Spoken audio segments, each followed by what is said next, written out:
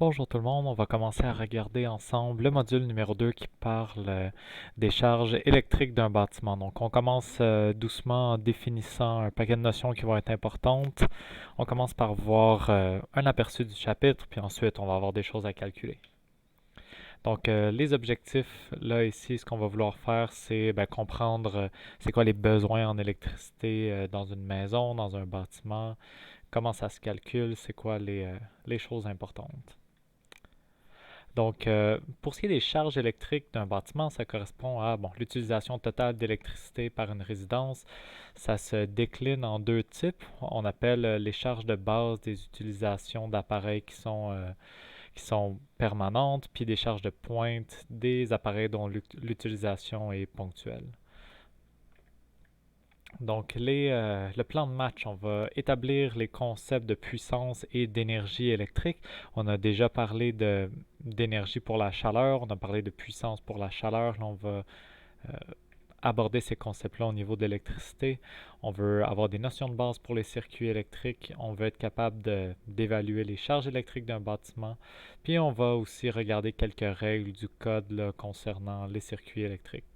On va aussi parler d'efficacité énergétique, donc de faire une bonne utilisation de notre électricité.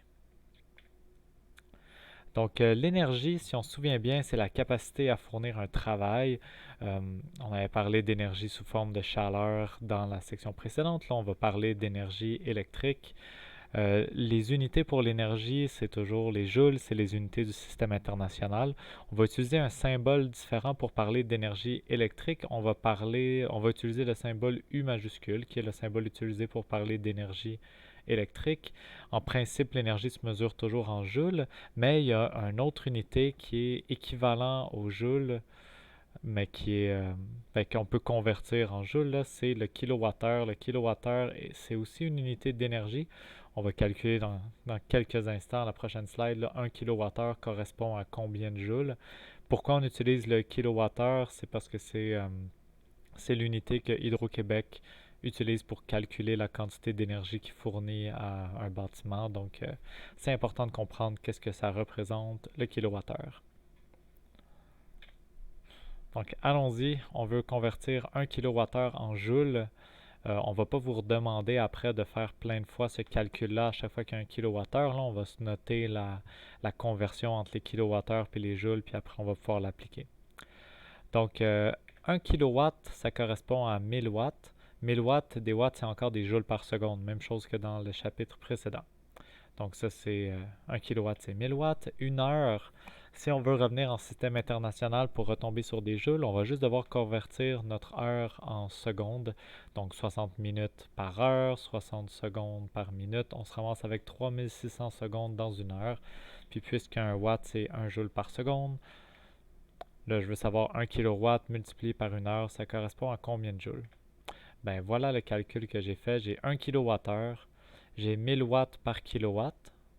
Donc les kilowatts se simplifient, il me reste des watts.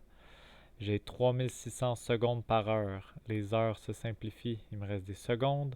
Donc là, j'ai des watts fois des secondes. Puis quand j'ai des watts fois des secondes, ça me donne des joules parce que une joule par seconde, c'est la même chose qu'un watt. Je peux simplifier mes watts, simplifier mes secondes. Et grand total, il me reste juste des joules. Donc 1 kWh, c'est 3,6 millions de joules. Ou 3,6 mégajoules, ça veut dire des millions de joules. Donc ça, c'est un taux de conversion qu'on connaît. On va être capable de l'appliquer sans être obligé de redémontrer ce calcul-là à chaque fois. Je voulais juste vous montrer que le lien entre le kilowattheure puis le joule peut se calculer assez facilement. Donc, allons-y avec la notion de puissance électrique. C'est une notion super importante. Donc, par définition, vraiment la définition fondamentale de la puissance, c'est une énergie divisée par un temps. Fait que c'est un nombre de joules par seconde. Ici, si on parle de puissance électrique, on utilise le symbole pour l'énergie électrique divisé par le temps. Vous vous rappelez peut-être qu'on avait une formule pour la puissance thermique qui était Q sur T. C'était encore le même principe, énergie divisée par temps, mais là on utilise U parce qu'on parle d'énergie électrique. On pourrait isoler U dans cette équation pour dire que l'énergie électrique d'un objet qui roule avec une puissance P en watts, Fait que si je laisse une ampoule de 100 watts allumée pendant un certain nombre de secondes, 500 secondes, ben, je peux multiplier les watts avec les secondes, puis ça va me dire la quantité d'énergie en joules qui a été consommée. Donc U, c'est une énergie, énergie électrique. En principe, c'est en joules dans les unités internationales. On va aussi beaucoup utiliser l'unité kilowattheure. La puissance qui est consommée par l'appareil, en principe, c'est en watts. Des fois, on va utiliser le kilowatt juste parce qu'on a des objets qui ont des assez grandes puissances. Puis le temps T d'utilisation en secondes en principe, des fois, on va le calculer plutôt en heures pour avoir des kilowatts fois des heures qui vont donner des kilowattheures ou des watts fois des secondes qui vont donner des joules. Quelques exemples de puissance d'appareil. Si on parle de chauffage électrique, on a des puissances, ça dépend tout le temps du bâtiment, là, mais ici on parle de 20 kW, 20 000 watts, donc c'est extrêmement puissant, c'est extrêmement demandant comme circuit électrique. C'est un grand pourcentage de notre consommation d'énergie au Québec, là, le chauffage, c'est une grosse partie de notre facture d'Hydro-Québec. Chauffe-eau aussi pour l'eau chaude, sinon la cuisinière. On remarque que les choses qui servent à chauffer, ça demande énormément ça consomme énormément de puissance. C'est une très grande partie de notre consommation d'énergie annuelle. Sinon, le reste, c'est pas mal refroidissement dans les réfrigérateurs, éclairage, puis ensuite on a d'autres appareils. Donc, important de savoir, le chauffage, c'est vraiment la grande partie de notre consommation d'électricité dans une année. C'est pour ça qu'on a passé un chapitre au complet à parler d'isolation dans nos maisons, là. Si on veut s'attaquer à notre facture puis consommer le moins d'énergie possible dans l'année, ben, isoler la maison, c'est vraiment quelque chose d'important parce que ça correspond à une grande dépense énergétique, le chauffage. Vous avez dans votre cahier des puissances typiques pour un paquet de choses.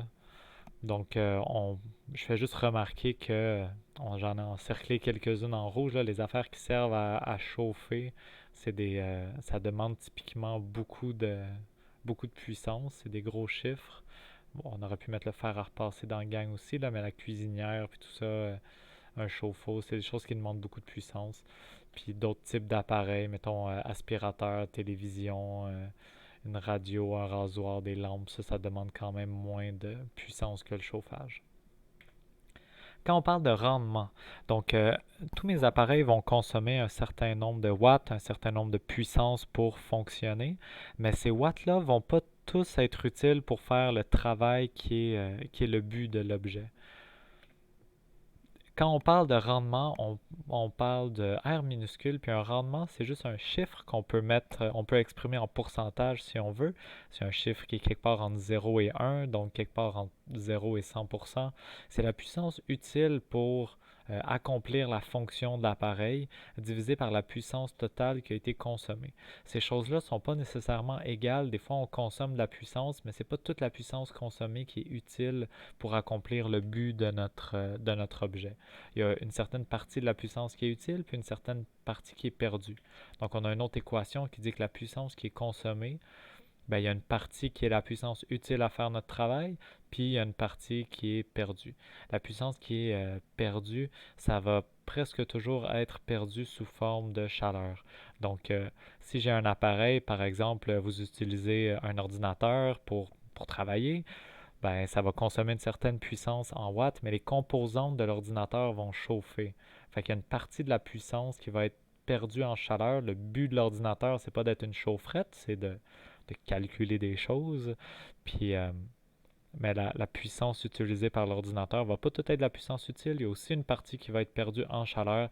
Vous remarquez que si vous utilisez un téléphone ou un laptop pendant un gros intervalle de temps, ben, il va chauffer, ça prend de la ventilation. Ça, c'est de la puissance qui est perdue parce que c'est pas le but de l'appareil.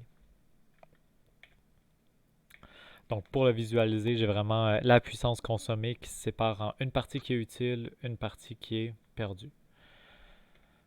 On a un exemple où est-ce qu'on a des choses à calculer. Donc, on a un moteur à courant continu. On dit qu'il développe une puissance mécanique de 120 kW. Fait que le moteur, son but, bon, c'est de tourner, c'est de pousser quelque chose. Puis, on a 120 kW. Ça, c'est vraiment la puissance mécanique qui développe. Ça, c'est la puissance qui est utile pour faire le travail que le moteur a à faire. Avancer une voiture ou peu importe. On sait aussi qu'il y a des pertes de 12 kW sous forme de chaleur. On aimerait calculer la puissance totale qui tire, ça veut dire la puissance totale qui est consommée par le moteur, puis on aimerait calculer son rendement en pourcentage. Donc là, sur la vidéo, faites pause, prenez un moment pour essayer de faire l'exercice par vous-même dans vos notes de cours, puis ensuite, regardez la solution. Donc je vous laisse faire pause et essayer l'exercice. OK, vous avez fait pause, vous avez fait l'exercice, on regarde maintenant la solution ensemble. Donc, qu'est-ce qu'on a comme information? La puissance utile, fait que quand on parle de puissance mécanique utilisée pour faire un travail mécanique, ça c'est la puissance utile, c'est le but du moteur de faire un travail mécanique. Puis on a 12 kW qui sont perdus présumément sous forme de chaleur. On ne sait pas c'est quoi la puissance totale qui est consommée, on veut savoir aussi le rendement. Donc la puissance consommée, c'est tout simplement la puissance perdue plus la puissance utile. Il y en a 120 qui ont été utilisés pour faire du travail, 12 qui ont été perdus en chaleur. Ça veut dire qu'au total, on a tiré 132 kW. Pour le rendement, c'est la puissance utile divisée par la puissance consommée. Donc j'ai 120 watts qui étaient utiles à faire un travail. Je viens de calculer que j'avais, 120 kW. Je viens de calculer que j'avais 132 kW de puissance consommée. Donc au total, ça fait la fraction 10 sur 11 qui nous donne 0.909090. Donc grand total, si je le veux en pourcentage, 90,9%. Un super bon taux d'efficacité quand même, là, presque 91% d'efficacité. C'est plutôt bon.